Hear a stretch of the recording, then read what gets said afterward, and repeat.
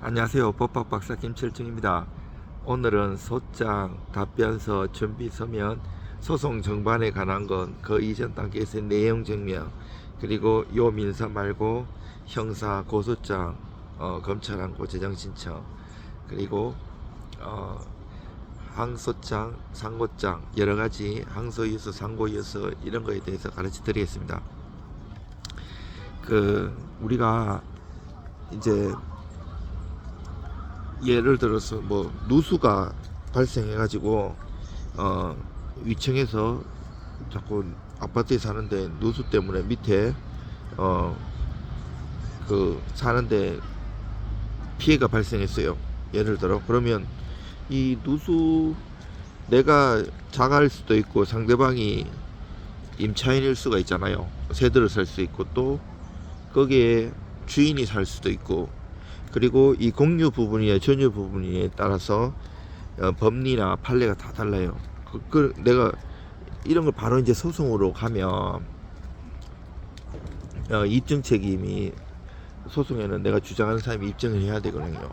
쉽지가 않고 또 그 손해 발생이라는 게 전문적인 내가 사가 있잖아요. 내가 아는 사람 그냥 불러가지고 그 감정하는 거고 그거 믿어주지도 않아요. 그 법원에서 전문 손해사정사라든지 탐정 이거 누수 탐지할 수 있는 그런 막 등록해 놓은 사람들이 많아요. 뭐 전문 감정인 그리고 뭐 감정평가사 그 두 개 업체를 선정했고 너 골라봐 이렇게 그렇게 내가 고르면 걔들을 선정하는 거거든요. 그래서 비용도 많이 들어요. 물론 내가 승소하면 그 비용을 받을 수 있지만 시간도 많이 걸려요. 누수 실제로 뭐 몇백에서 몇 천인데 실질로 소송해 보면 길을 지고 이래요. 그러면 내용 증명을 잘 보내서 민사나 형사 이렇게 내용 증명 보통 이제 전문가들도 그렇고 일반인도 그렇고 수준 낮게 뭐 한두 장 보낸 게 아니고 수십 장 보내가지고 이 법리적으로 너들이 이렇게 만약 민사 형사 제기했을 때 어떻게 이런 거를 법리적으로 딱 적어주면 그 사람들도 그 변호사 법무사 전문가한테 딱 가고 물어보거든요. 이거 보여주면 이 사람 말이 맞고 하면 피해 조치라든지 피해 금액을 입금하는 경우가 많아요. 저는 최근에도 그렇게 많이 성공했고요. 근데 이게 예를 드는 거 누수고 다른 뭐 검전 내가 돈을 빌려줬어요. 아는 지인한테 뭐 보통 보면 차용증 안 쓰는 경우도 많잖아요. 차용증 반드시 쓰는 게 좋고 또 이체를 하는 게 좋은데 현금으로 준 경우도 있고 이러기 때문에 내용 증명으로 증거를 만들어야 돼요. 증거를 만든다는 게 뭐 이렇게 위변조하라는 게 큰일 나고요. 사문사나 공문서 위변조죄가 있기 때문에 처벌받아요. 그리고 동행사죄까지 병가되기 때문에 이제 사실관계를 정확히 써가지고 그 자체가 이제 증거가 되는 거죠. 내용 증명. 그래가지고 이제 받으면 좋고요. 안 주면 그거 가지고 이제 소송해서 증거로 해가지고 소송이 수월하게 갈 수가 있는 거예요. 내가 만약에 대여금 청구 소송을 제기했어요. 하면 판결 받아갖고 판결 받을 때까지 상대가 가만히 있는 게 다 사연이 있어요.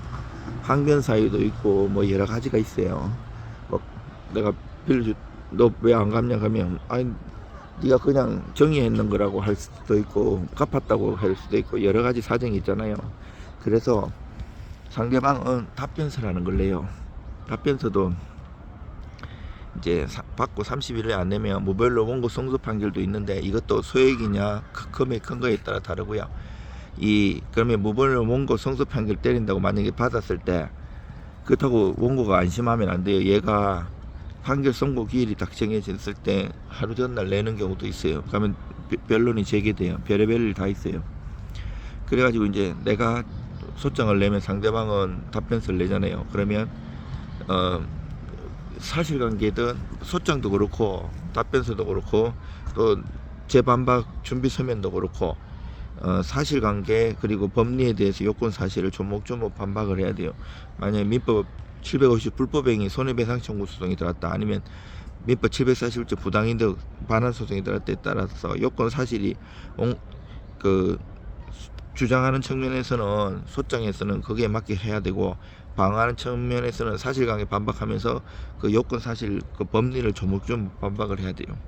그래서 만약에 판결을 받으면 그 판결 정본을 받아가지고 거기다가 집행문 받고, 이 처음에 받는 걸 초도라고 하는데, 초도는 그 정본에다가 바로 집행문 청구만 하면 종합민원실에 바로 집행문 넣어줘요. 그리고 송달정문 확정되며 판결 정본 이거는 1,000원, 집행문 500원, 송달정문 500원, 확정정 500원, 이렇게 총 2,500원 인지만 내면 되는데, 만약에 내가 이걸로 강제 집행을 한번 해먹었어요. 은행 압류를 했어요. 또 다음에 내가 뭐 경매를 놓고 싶다 그러면 제도 부여를 하고 해요. 이건 재판장이 허가를 받아야 되기 때문에 일주일 정도 걸려요. 거기다가 새로 발급받고 밑에 바코드 번호가 새로 달라요. 옛날에 써먹는 거는 못 써먹어요. 거기 종이로 내도 걔들이 검색하고, 걔들 죄송합니다, 법원 직원이. 그리고 전자로 하면 기계에서 그 이전에 있는 건 중복이라 해갖고 안 받아줘요. 그래가지고 이제 강제 집행해가지고 돈을 받을 수 있고, 만약에 금전채권에 그 판결 선고에 가집행할 수 있다 나오걸랑요. 그러면 가집행으로 얘가 항소하더라도 할 수는 있어요. 근데 나중에 확정되면 본집행으로 전환해가지고 채권함 추심해야 되고요. 이게 쉬운 게 아니에요. 뭐든지 그 전문가가 다 이유가 있는 게, 고도의 그 다 이렇게 전문가도 수준과 이런 게 겁이 다 달라요. 이게 많이 해본 사람, 저는 15년 넘게 법무 업무를 하면서 그 많이 해봤던 사람들은 이 감이라는 게 있어요. 돈 받는 것도 그렇고, 내가 강제 집행도 수백 가지 넘걸랑요. 제3명지, 채무불이행, 자본부등, 채권함 추진도 또 수백 가지 넘어요. 뭐 은행, 보험, 정권, 보증금, 배당금 많이 있어요. 그 상대가 답변에 반응하는 거 봐서, 아니면 그 채무자한테 전화 오는 거 봐가지고 다 달라요. 얘 어떤 상태라는 게, 그런 감이라는 게 있어요. 그리고 본인들이 하면 할 수는 있겠죠. 근데 이제 그 시간에 자기 일을 해가지고 돈을 많이 벌겠죠. 우리 법무사들도 내가 집을 사면 내가 등기안에 등기할 줄 알죠. 눈 감고도 할 수 있죠. 15년 동안 하면. 근데 다른 가까운 법무사 맡기는 게, 나는 그 시간에 다른 손님들 도와주고 돈을 버는 게 낫지. 자기 업이 있잖아요. 똑같아요. 그거 한번 보증 나오고 등기도 막 일주일, 2주일 돌아다니다 결국 안 되고 사고 나고 이러면, 왜 전문가들 돈 받고 하는지 알게 될 거예요. 그래가지고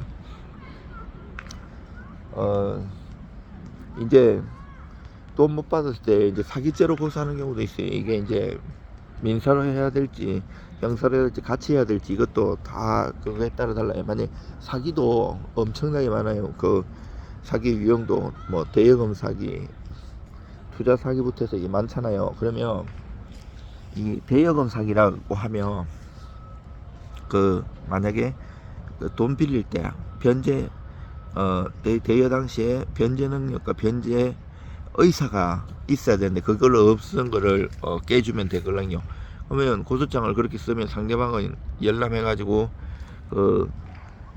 피고소인 조사할 때 부르걸랑요. 경찰이 불러서 가면 만반의 준비를 해갖고 가야 되는데, 대충 부른다고 가면 안 되고요. 고소장 열람해갖고 일주일 정도 시간 달라 해가지고 딱 어떻게 반박해. 그래서 이 고소장에도 자세하게 막 수지장 써야 될 게 있고 간단히 써야 될 게 있어요. 고소장 쓰고 고소장 열람한단 말이에요. 그 사건 유형에 따라 사기도 다 다르고요. 빨리빨리 판단해야 돼 갖고 보충 서면을 자세히 하면 이거 열람 안 하거나 들어오는지도 모르고, 도망갈 길을 사기꾼들한테 넣어주면 안 되거든요. 그래서 뭐든지 사건이 결이 있고 다 달라요. 이게 손님들은 마음이 급하고 인터넷 돌아다니는 양식이라든지 이런 게 있으니까 결마다 다 다르게 써줘도 저거는 저렇게 썼는데 이렇게 하면 사건이 잘 되지를 않아요. 이 전문가하고 원팀이 되는데, 전문가가 왜 있겠어요? 다 오랫동안 해본 사람이 나름대로 감이라든지 쓰는 그게 있거든요. 저는 사건을 많이 안 맡고, 소수의 사건은 그렇다 비용 많이 받지도 않고요. 전문적으로 많이 해요. 저는 공부하는 걸 좋아해가지고 사건을 만약에 손님 서류 막 이렇게 산더미처럼 돼 있어도 50분 이상씩 가요. 그 변호사라든 판사 이상으로 그걸 더 많이 보죠. 그리고 법학 박사이기도 하고 계속 공부하고 1년 360일 연구실라서 연구하고 검토하고 이럽니다.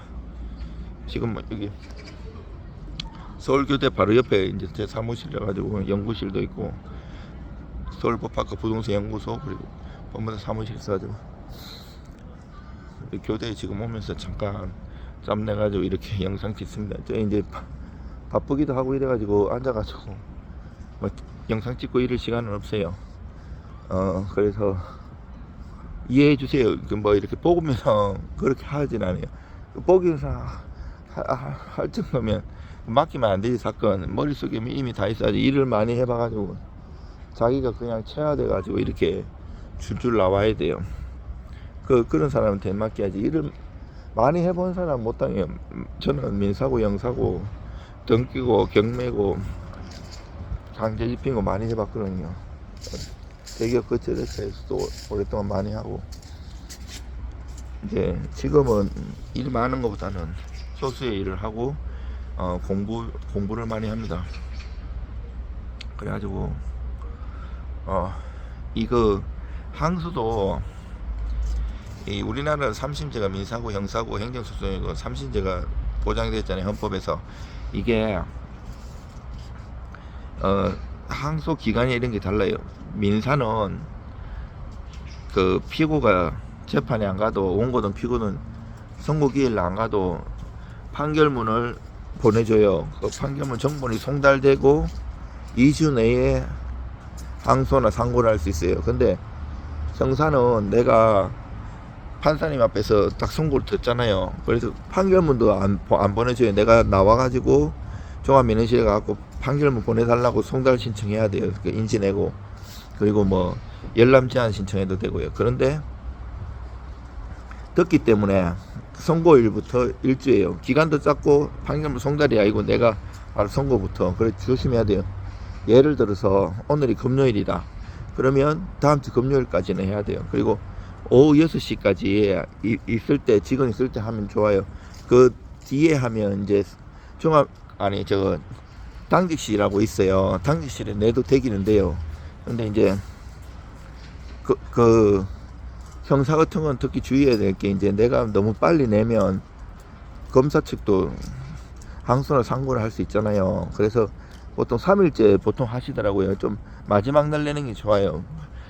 나만 항소나 상고를 하면 형사 불이익 변경금지 원칙에 대해서 또 형을 높이 못 드리는데 검사도 같이 하면 형 더 높이도 많이 나와요. 그래서 조심하셔야 되고 이제 보통 8시 한 다 돼가서 딱 내면 그거 보고 냈네 이래지는 않더라고요. 근데 진짜 안심하게 하려면 더 늦게 내도 돼요.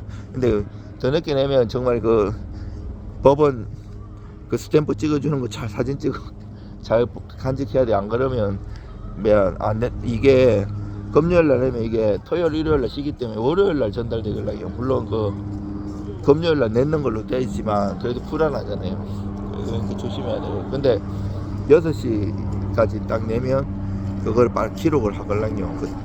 내가 접수계 계장님이 받은 뒤에 보내면 그 직원이 이렇게 입력을 하걸랑요. 그리고 이제 그 보내요. 상급법원으로. 그러면 소송기록 접수통지 형사 같은 게 이제 와야 민사국도 마찬가지고. 그러면 20일 내에 항소이유서나 상고이유서를 내야 돼요. 그거 내는데 그거 불변기간이기 때문에 하루라도 지나면 안 돼요. 물론 그 토요일 불산입이라서 오늘 금요일 도착했으면 토요일부터 기산하긴 해요. 그래서 조심해서. 그래서 오늘 금요일이면 아까 일주일이라 그러는 것도 오늘 안 치고 토요일부터 치기 때문에 그러는 거예요. 그래도 하루 이틀이나 적어도 며칠 여유 두고 내는 게 나아요. 내가 뭐 교통사고 당할 수도 있고 아플 수도 있고 무슨 일이 생길 수도 모르는 거잖아요. 그래서 하고 정치하게 잘 써야 돼요. 특히 상고이유서 같은 경우는 법률심이기 때문에 이게 이제 돈 많으면 뭐 우리나라 최고의 김현장 법무부에 맡기도 되지만 돈이 엄청나잖아요. 변호사님들 그러니까 법무사 이 법률심 서류 쓰는 게 중요하기 때문에 이거를 한두 장 쓰면 돼. 근데 수십 장으로 법리적으로 잘 공부를 해야 돼요. 그게 되게 중요해요. 저는 민사나 형사 두루두루 소송도 많이 해보고 이 서면을 많이 써가지고 감이나 이 있어요. 판례 이런 것도 엄청나게 거의 머리로 외우고 있지만 다 하나하나 찾아요. 저는 AI 같은 거 안 하거든요. 수준이 낮고 사람들은 AI에 많이 의존하는데 그 큰일 날 일이 아직까지는 우리나라 논문이나 이런 거를 아직 전 세계적으로 그 막아놨기 때문에 그 비싸기 때문에 얘들이 그거를 열람을 못해요. 그러니까 돌아다니는 거 실질적으로는 뭐 쓰레기는 아니지만 인터넷 돌아다니는 남이 할 수 있는 그런 수준을 끌고 오기 때문에 AI를 하면 큰일 나고요. 저는 AI 있기 전부터 원래 산더미처럼 서류를 있어도 빨리빨리 검토하고 이런 재능이 있어요. 어릴 때부터. 손님들도 요즘은 AI를 하기 때문에 내가 전문가가 쓰면 AI 도움 받았는지 진짜 전문가 실력을 했는지 다 알아요. 그래서 손님들이 많이 좋아해요. 하고 일을 비용이 적게 받는다고 대통령증 하나 하고 죽을 힘을 다해서 합니다. 그렇다고 막 싸구려를 하진 않고요. 법무사 받게 할 만큼 받아요. 그렇지만 변호사들하고는 진짜 천지 차이가 많이 나죠. 그리고 고소장도 만약에 그렇게 했을 때 안 받아주는 경우도 많아요. 요즘 검경수사권 조정돼갖고 몇 년 전에 경찰관님들 일이 엄청 많아졌거든요. 이게 수사를 종결해야 되기 때문에 옛날에 대충 하고 뭐 부인하고 이러면 검찰로 보내면 검찰에서 또 하고 했는데 이게 많아지니까 무혐의나 그리고 불송치 이런 것도 많아지고 그 고소장 안 받아줄 수도 있기 때문에 이제 그 불송치에 대해서 이의 신청을 하는 제도가 있고요. 또 안 해주면 검찰 항고 재정 신청 여러 가지가 있어요. 만약 그거 검찰 항고까지 갔는데 안 하면 이제 상급 법원 그 법원에서 이제 판사님이 하시는데 잘 뭐 여러 가지 무혐의가 증거가 불충분한 건지 죄가 안 되는 건지 여러 가지 막 해갖고 이 똑같은 사람한테 의뢰가 계속 똑같은 얘기를 쓰면 안 돼요. 그게 포인트가 있어요. 모든 사건에는 민사, 형사, 헌법적으로 한 사건에 같이 들어가. 이거를 법리적 공부를 두루두루 해가지고 빨리빨리 일도 많이 해봐가지고 빨리빨리 판단해가지고 같이 검토를 같이 해야 돼. 그래가지고 계속 쓰던 폼으로 해봤자 수사기관인데 판사인데 비슷비슷하시기 때문에 똑같은 결과가 나올 수밖에 없어요. 한 번 아예 용서하고 안 싸우려면 묻어두고 하나님이든 부처님께 맡겨야 되고요. 전쟁을 하려면 죽을 각오를 해야 돼. 벼랑에 내가 떨어졌다는 절박함, 간절함으로 내가 죽는다 이런 생각으로 버티고 싸워야 돼요. 그래가지고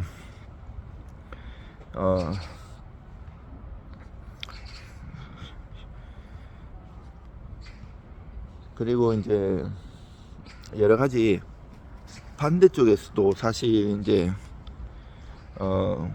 진짜 이렇게 사기꾼이나 돈 일부러 안 감사하는 나쁜 사람이고요. 그러니까 걔 중에는 진짜 어려워서 못 받는 경우도 있고 억울한 사람들 많아요. 그런 사람들도 형사 같은 경우 만약에 의견 쓰든 진술 쓰든 그런 잘 써야 돼요. 그 해가지고 억울함을 면할 수도 있고 또 돈 이제 못 갚아가지고 채무 불이행제 명부등 재산 명시 이런 거 보면 인생이 망가지잖아요. 그런 거에 따라서 또 답변서나 이런 거를 사람이 하는 거기 때문에 그 채권자의 마음을 녹여가지고 조금씩 편지한다든지 아니면 개인의 생이나 파산제도 있고 여러 가지 서류도 한두 장 쓰면 안 돼요. 한두 장 써서 감동이 안 되겠죠. 수십 장 써가지고 A 플랜에 또 그 불편 이런 걸 딱 하면 그 사람들도 자기만 보는 게 아니고 전문가가 있잖아요. 물어보고 이러니까 이 사람이 거짓을 얘기하는 건지 아니면 이렇게 되면 오히려 더 불리하다는 걸 알기 때문에 유도리 있게 할 수 있는 그런 것들이 있어요. 그래서 전문가한테 민사든 형사든 강제 집행은 경매는 두루두루 할 수 있는 사람한테 맡기는 게 중요해요. 이 경매 이런 것도 저도 한 28년 해봤는데 정말 조심하셔야 돼요. 이 경매 잘못 받으면 매각 불허가, 매각 허가 결정, 취소 신청, 대금 감면 이런 것도 있는데 제 유튜브 보면 다 올라와 있어요. 이런 것도 전문적으로 잘해야 돼요. 그 논문도 많이 써보고 두루두루 실력이 있는 사람한테 맡겨야지 일 처리도 이 확률적으로 가능성이 높아지는 거죠. 그 이제 담당하시는 분을 잘 끌로서 그리고 가서 말로 설명을 잘 할 수 있는 사람이 필요하고요. 이게 이제 계속 그 법원에 있는 분들도 그리고 검찰에서 로테이션 하기 때문에 뭐 20년 30년 했다고 해도 그 업무를 잘 할 수가 없어요. 2년에 한 번씩 이렇게 계속 돌고 돌아고 그 서류 받고 이런 걸 하기 때문에 전문적인 아시는 분들 있지 모를 수도 있기 때문에 이게 방송에서 말하기가 참 조심스러운데 그런 게 있기 때문에 법리적으로 그분들도 해주고 싶어도 만약에 메가 브루 신청이나 이런 거 왔을 때 해주고 싶어도 나중에 다른 채권자들이나 다른 이해관계자들이 소송할 수도 있고 겁나잖아요. 그래서 그 실무제어라든지 판례 법리에 따라서 그것을 정확하게 입증을 해줘야지 이 사람들이 그러한 처리를 해줘도 문제가 없겠다 생각하고 제대로 잘하는 겁니다. 그리고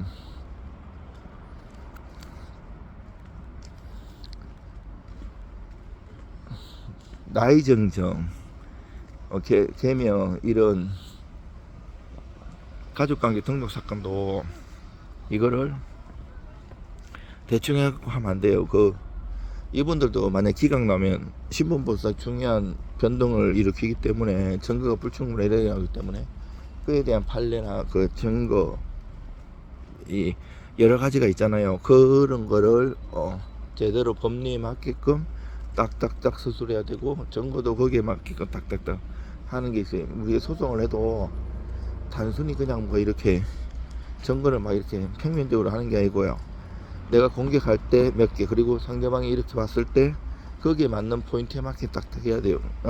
소송이 바로 끝나지 않거든요. 이 상대방도 변호사나 법무사가 있을 수 있고 본인도 그렇고 이 사람들이 말싸움할 때도 입이 있는데 가만히 아이 죄송합니다 이렇게 안 하잖아요. 그런 것처럼 상대방도 반박을 하기 때문에 다 내버리고 다 할 말 막 해버리면 나중에 할 말이 없어지는 거거든요. 그러면 소송에서 이길 것도 패소할 수가 있어요.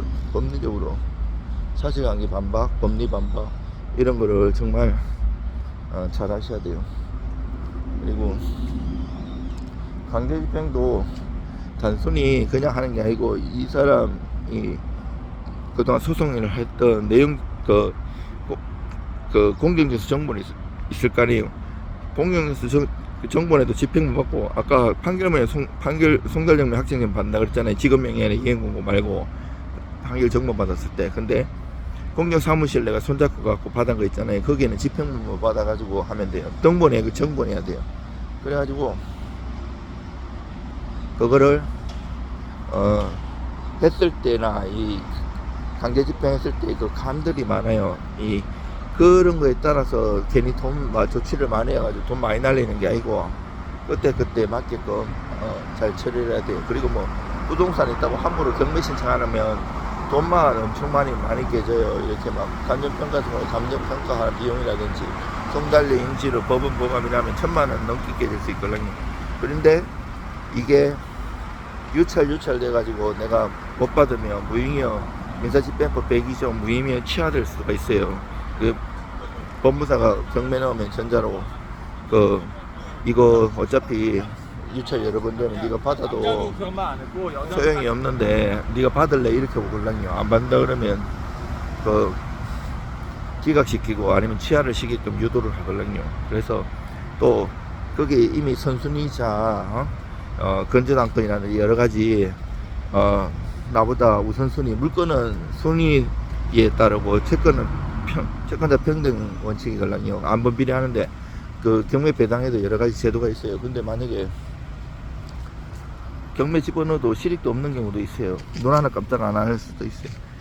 그런 거를 경매 무조건 넣는다고 돈만 손해고요. 돈만 날리고 또 유체종사 강제집행은 강남에 이런데 잘 사는 집이 한 500만 원에 못 사는 집은 100만 원도 안 나요. 그거 누가 가져가고 가고 쓰겠어요. 그 사가도 사실 그 경매꾼들 아줌마들 따라다니면서 그 사가지고 그 다시 채무자한테 한 5만 원, 10만 원 더 받고 팔걸랑요. 그런데 유채동산도 꼭 필요할 때가 있어요. 막 하는 게 아니고 제가 최근에 받은 거는 그 사귀던 사람이 이제 같이 동거하다가 애도 유산 시키고 돈을 빌려갔는데 그 판결 받은 걸로 이제 여자가 판결 받았는데 10년이 지나가지고 나한테 그 왔어요. 그 시효 연장해 달라고. 그런데 내는 유체동산 강제 집행을 했어요. 그 남자가 다른 여자하고 새로 살고 자식도 있어요. 그 전화번호를 저장을 하면 거기 떠글랑요 카톡에. 아니면 여자가 알기도 하고요. 알아봐. 그러면 가족들이 알면, 저 자식이 알면 난리 나기 때문에 신청하자마자 법무사 비용이라든지 이자 이렇게 하고 그때 원금의 몇 배가 늘었어요. 10년 넘어가지고. 이렇게 옛날에는 25%였거든요 이자가. 지금은 12%까지 판결 그게 떨어졌는데 25%에서 20%, 15% 이렇게 역사가 있어요. 그렇기 때문에 써야 될 적재적소가 있어요. 그 채권의 감이라든지 채권 유형 따라 다 달라져요. 여러분들 이 끝까지 들어줘서 고맙습니다. 도움 되셨다면 의뢰 주시고 좋아요와 구독 부탁드립니다. 이제 연구실 들어서는 겁니다. 딱 지금 27분을 딱 채우겠습니다. 지금 10초만 있으면 27분인데요. 여러분들 힘내시고요. 채권자는 채권자대로 돈 못 받아서 힘들고요. 채권자도 다 자기가 돈 있어갖고 하는 것도 아니고 친구나 지인 꼬임이 갖고 빌려갖고 주는 경우도 많잖아요. 채무자도 망해서 힘들고 여러가지 어려운 시기예요. 여러분들 힘내십시오.